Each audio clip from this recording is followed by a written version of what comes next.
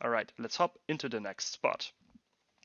Here we have King Queen offsuit under the gun, and I'm getting asked very often how we want to approach the spot. If we have like in between 15 to 20 big blinds, do we want to establish a limping range early position? Do we want to play raise only? Do we want to jam certain combinations?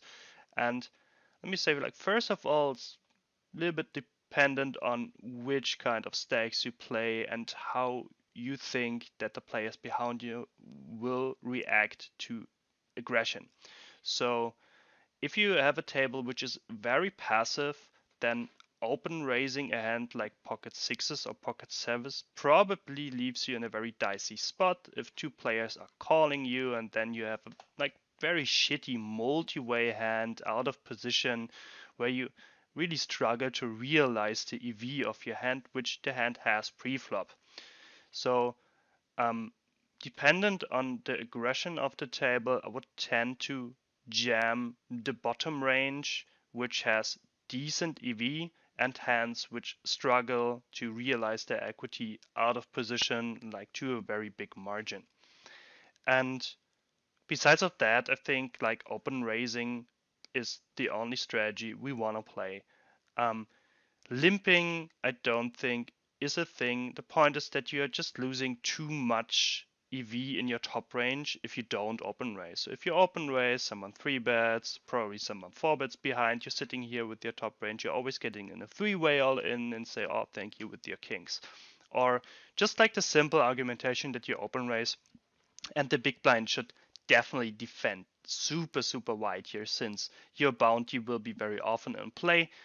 You will realize his equity, the equity of his combos very often, although he is out of position and he has this additional bounty equity in the pot. So losing on this like 1 BB call of the big blind or the 1.5 BB call of the small blind really hurts you, and I don't think that limping will add enough value so that you want to implement a limping strategy, right? So for the limping strategy, you always want to balance it with part of your top range, and leaving out the EV of not raising your top range, I think cannot make up for limping strategy here.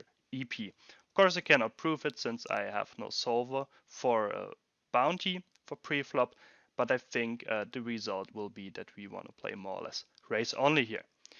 So um, I do raise here, and the question is, if the BB rejams, what we want to call here. And let's hop into the solution and look how this will play out. All right, so this is my 15 to approximately 20 BB open raising range, which I have in a bounty. You can see it's a little bit tighter than a non-KO solution, since a hand like Jack 10, 10, 9 suited will always be a raise fold, so it's not even like profitable. It's slightly minus the V to open raise those hands, since you should get 3-bet or rejammed quite frequently from all of the players behind you in some. So those two opens are marginally minus a V, and obviously you should play sixes and fives. In the non-KO you should actually raise fold sixes here, but in a KO you definitely want to either raise call sixes or jam. And I elect to jam, as I said, like the bottom combos here, which you can jam profitably. Now I did open raise here this range, and you can see down to the big blind solution that the big blind should rejam here quite frequently. And you want to realize your equity in the PKO, so rejamming with like profitable combos which are not like super marginal, so would probably take out like here the ace 9 and the 10 9 in a rejam, and that's more or less it. Rest is going in. So if he rejams this here, king queen offsuit is a marginal minus EV call. So if you think that the players are playing Nash or close to Nash, like a very natural rejamming range here with like the realization of the suited broadways, good suited aces, and all of the pairs, then you should definitely fold king queen offsuit since it's not having enough EV. And of course, we can keep our 14.5 BB stack to play another hand, right? So um, if you think the guys are like more or less playing optimal, which I don't think is happening, then you should fold king queen offsuit. I think like population is too loose in this kind of situation and is jamming way too much. So you will see it's not like completely ridiculous that players are just seeing you and say, oh, okay, I have an ace, a jam here. Let's take like a medium kind of scenario where he's only adding ace x and the pairs we let the same. So we only add like this ace x combinations. And if we do so, then king queen offsuit is still like not very profitable. But if you can say, okay, he's jamming like more of his offsuited aces, probably he's adding like this, and probably he's adding like a king 9 suited. Probably you want to realize his equity with 10 9 suited hand and ace 4 and 9 8, and only those couple of combinations push king queen offsuit in a profitable margin. So if you think that this player here is actually hunting bounties pretty wide, so probably you have seen already before that the player did go to hunt a bounty with like a marginal combo or probably even a minus EV combo, then king queen offsuit becomes all of a sudden very fast profitable.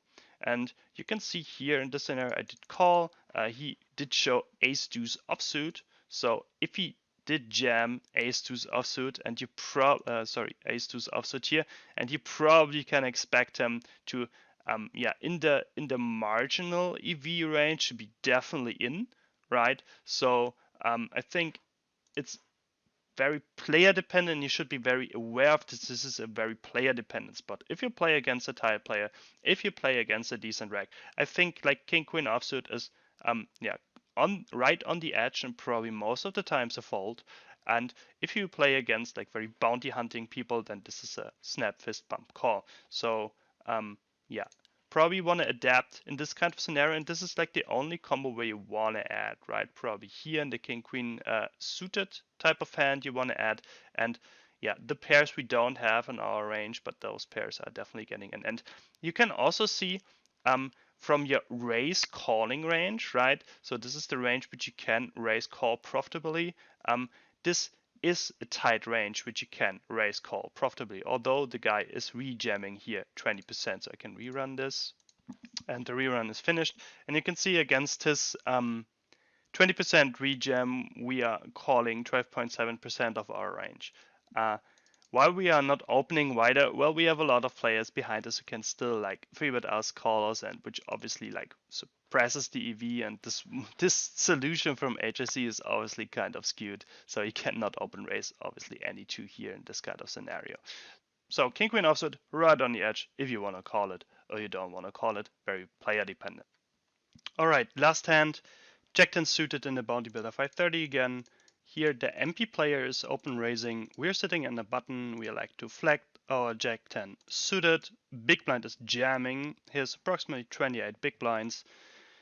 MP is folding, and question is how wide can we call here? So this guy has approximately 2 starting stacks. Starting stack here in this tournament is 25k. And he has 1.5 starting bounty, so his bounty power is around in the neighborhood of 0.8. Means we need 4% less equity, means we need approximately 38% equity here to call.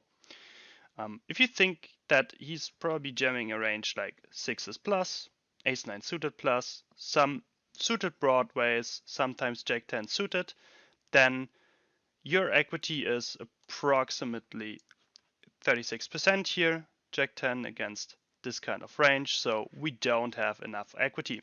Question is, how wide can we call? Let's look into the solve.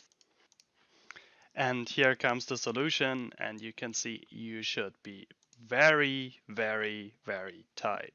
So you're only essentially calling your pairs, your good ace x, and that's it.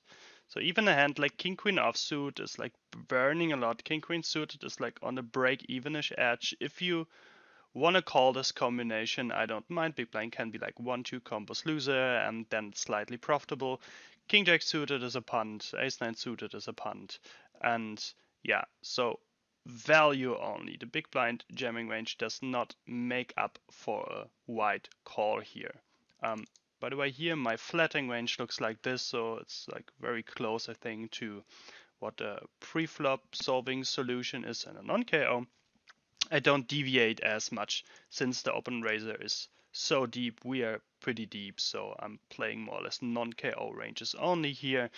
You could argue that you sometimes want to trap probably a little bit more with your top range so that those two guys can rejam. So if you have a read on those two guys that they are probably jamming a little bit too wide or probably someone on tilt, then you want to add like um, some more of your top range combos here. But besides of that, as deep as you are, you should not deviate from non-KO pre-flop ranges. And yeah, so this is a call. I very often see hands like, I don't know, like King 10 suited, King Jack suited, like any pair, just call here to go for the bounty. And you can see, especially like any pair, if you're sitting at the button and you did elect here to call your fives, fours, threes, deuces, sixes, etc., that yeah, those bottom pairs are getting like not great, especially those three pairs. Fives is again like right on the edge. The guy's a little bit wider in his ace-x rejamming range here from the big blind. Then you can definitely argue for putting fives into the calling range, but the low pairs are just burning. So yeah, hopefully you took also for this spot away. If the blinds are a little bit deeper, like over 25 pp, and the bounty power is not as high, then you should definitely tighten up here in your calling range from the button. Wish you good luck at the tables, guys. See you there, and bye bye.